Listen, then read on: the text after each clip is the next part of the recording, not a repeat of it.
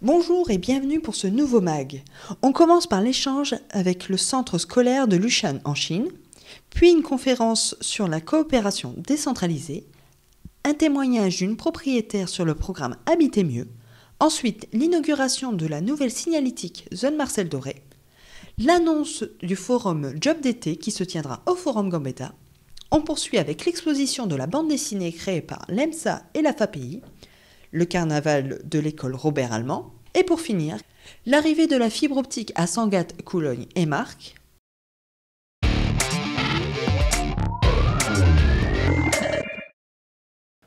11 élèves chinois, après avoir parcouru près de 9000 km, ont été accueillis à l'hôtel de ville pour leur séjour à Calais. C'est le professeur de chinois Zhu Kaigang, enseignant à Saint-Pierre depuis 1 an et demi, qui est à l'origine de ce projet d'échange culturel. L'année passée, on a fait un voyage d'études avec monsieur le directeur, monsieur Ducrot, et un groupe de renseignants à Saint-Pierre pour déjà visiter le lycée qui s'appelle le lycée Lushan. Il se trouve dans la ville de Changsha, c'est au centre-sud de la Chine. Et c'est la ville que moi je suis né. Donc c'est à ce moment-là, on a signé le protocole pour faire le jumelage entre les deux élèves. Donc pour cette fois, c'est le premier voyage que lycée Lushan a envoyé des élèves en France, à Calais. Et ça passe très bien. Après avoir visité leur établissement d'accueil, la Cité internationale de la dentelle et de la mode, les élèves correspondants ont gravi les 175 marches du Beffroi pour contempler la vue légèrement embrumée de Calais sous la neige. De ce point de vue panoramique, les collégiens ont pu retracer le parcours des différentes visites effectuées la journée.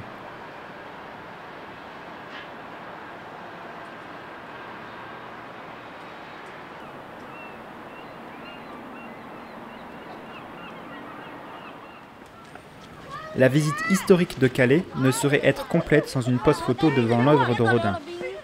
Immortaliser les 6 bourgeois de Calais sous la neige. S'en est suivi l'accueil officiel de cette délégation par un cocktail de bienvenue. Madame le maire Natacha Bouchard a souligné les points communs entre Changshan et Calais. Elle envisage même, après le jumelage des 2 établissements scolaires, un jumelage entre les 2 villes. Le directeur de l'école Saint-Pierre, Xavier Ducrot, a rappelé le bénéfice culturel de cet échange, aussi bien pour les familles d'accueil que pour les élèves chinois. Donc ils participent aussi à la vie de l'établissement. Ils ne sont pas seulement là pour faire du tourisme, ils sont aussi là pour apprendre et voir ce que l'on fait dans un établissement scolaire en France. Les élèves qui accueillent, en fait, ce sont des élèves qui apprennent le chinois à Saint-Pierre. Parce qu'on propose le chinois au collège et au lycée. Donc là, on a des collégiens qui accueillaient un élève ou 2 élèves chez lui. Et donc, ça lui permet de s'enrichir par les chinois un petit peu. Et puis aussi de s'enrichir de la culture chinoise. Parce qu'il y a quand même beaucoup de différences entre les deux. Prochaine étape, courant avril. Des lycéens de Saint-Pierre partiront en Chine découvrir Changsha, fort de ses 8 millions d'habitants. La journée s'est terminée par des échanges de cadeaux. Madame Li, directrice du centre scolaire Lushan, a offert à son hôte calaisienne un livre sur un artiste chinois. Les enfants, quant à eux, pourront emporter dans leur bagage un morceau de Calais.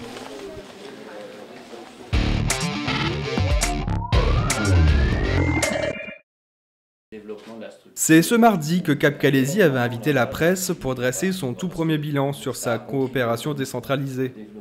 En effet, depuis maintenant 1 an, Cap Calaisis finance, à hauteur de 40 000 €, 3 organismes, réalisant chacun des actions d'intérêt communautaire.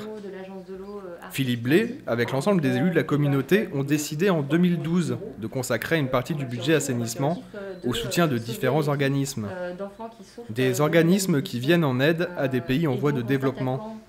L'association Action contre la faim, l'association Misola, ainsi que l'agence de l'eau Artois-Picardie. Chaque organisme, avec le financement de Cap Calaisis, effectue des actions d'assainissement, de développement, d'aide alimentaire internationale, au Togo, au Mali, en Mongolie.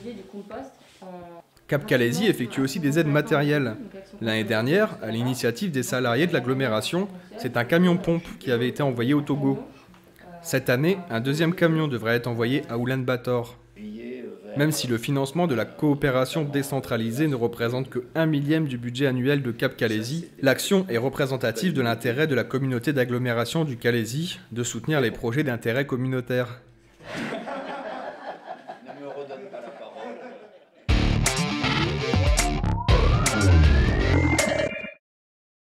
Valoriser les performances énergétiques de son logement, réduire ses factures et améliorer sa qualité de vie, FAS Calaisis et le Pacte peuvent vous y aider. Donc on est là pour repérer les propriétaires occupants de la ville de Calais. Et nous, on va directement à leur rencontre, soit en porte-à-porte, soit en courrier envoyé préalablement, pour les informer du programme Habiter Mieux. Et s'ils rentrent dans les conditions d'éligibilité, on est là pour former avec eux la première approche du dossier. Quels types de travaux sont possibles avec ce programme ?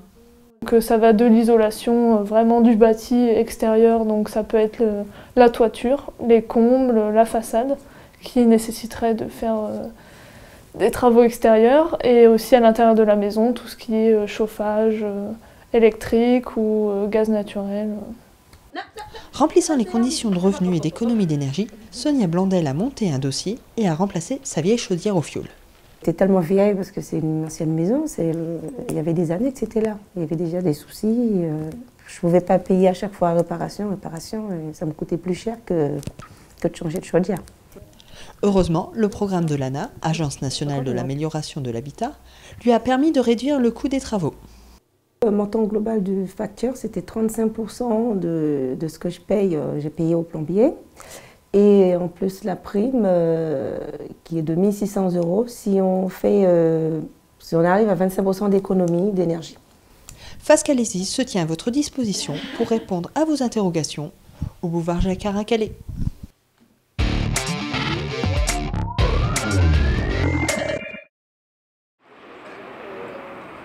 Fini les pérégrinations dans la zone d'activité Marcel Doré. Cap Calaisis et le Club Calaisis Entreprises, d'un commun effort, ont investi dans des panneaux de signalisation afin de faciliter les déplacements.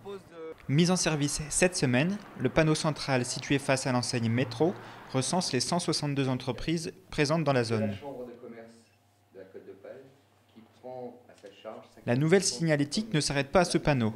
Aux différentes intersections, un code couleur permet d'identifier et de localiser facilement les entreprises du secteur.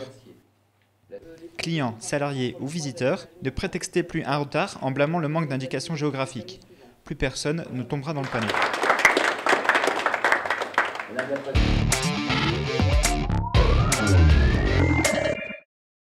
À la mairie de Calais, on pense déjà à l'été. Mercredi 20 février se déroulera la nouvelle édition du forum Job d'été.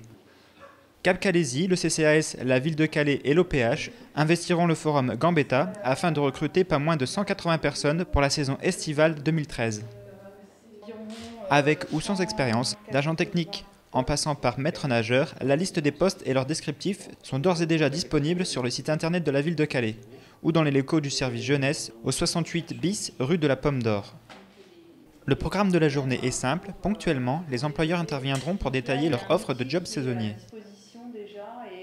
De 9h à midi, puis de 13h30 à 17h, venez avec votre plus beau sourire et votre CV pour peut-être décrocher un job saisonnier. Pour une question de budget.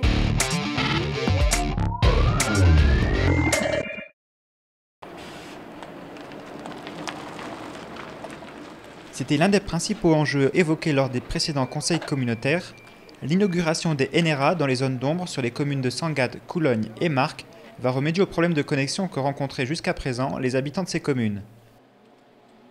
L'opération, pilotée par Cap Calaisis, améliore et étend la couverture ADSL. 15 km de fibres optiques ont été posés sur l'ensemble des 3 communes pour desservir plus de 1300 foyers. Si vous êtes concerné, pour bénéficier des nouveaux débits de connexion, il vous suffit de vous rapprocher de votre fournisseur d'accès à Internet. Pour tout complément d'information, vous pouvez contacter Cap Calaisis.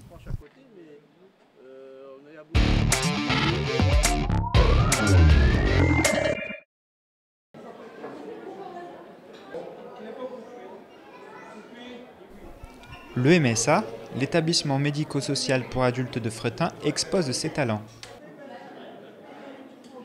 Visible depuis le 12 février et jusqu'au 28, la médiathèque de Calais accueille une exposition de planches originales de bande dessinée réalisée par les participants de l'atelier BD en partenariat avec l'AFAPI.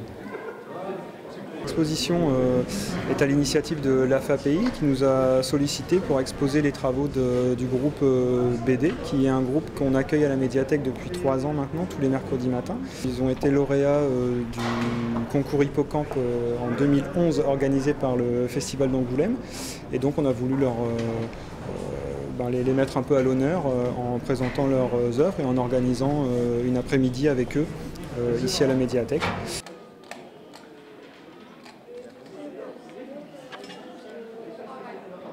L'équipe d'illustrateurs est composée d'un noyau dur de 6 personnes, assistant régulièrement à l'atelier animé par Jean-Philippe Magnier.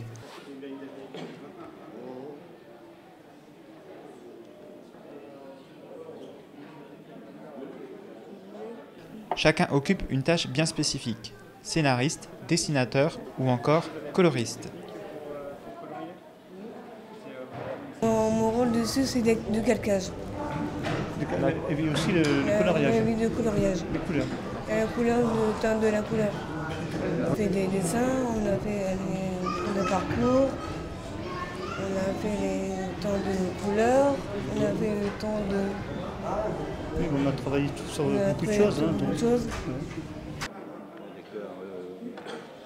Cette exposition traduit la volonté commune de la médiathèque de Calais, de la FAPI ainsi que celle de l'EMSA de proposer un autre regard sur l'handicap. Des manifestations comme l'exposition de la bande dessinée dans la médiathèque, c'est valoriser l'adulte, c'est montrer ce qu'ils savent faire à l'extérieur. C'est vrai qu'on a tendance dans l'établissement que les personnes font des choses, à passer des journées à faire des choses simples, mais ils sont capables de faire de la création. C'est très gratifiant parce que montrer leurs œuvres, on peut dire leurs œuvres, c'est comme aussi quelque part des artistes. Les gens sont surpris de ce qu'ils savent faire. Parce que certaines personnes extérieures, quand ils voient ce qu'il faut au niveau des dessins, ils disent on n'est pas capable de faire ce qu'il faut. La médiathèque s'est transformée, le temps d'une après-midi, en showcase, où tout le monde a pu échanger ses goûts et couleurs autour du thème de la bande dessinée.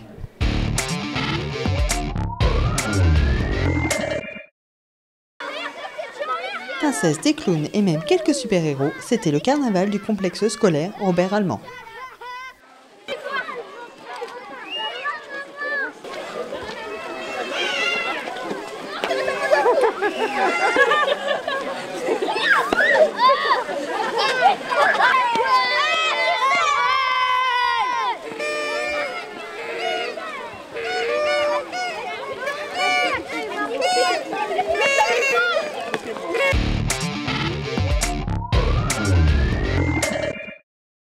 Et pour finir, quelques images de notre stagiaire Alexandre.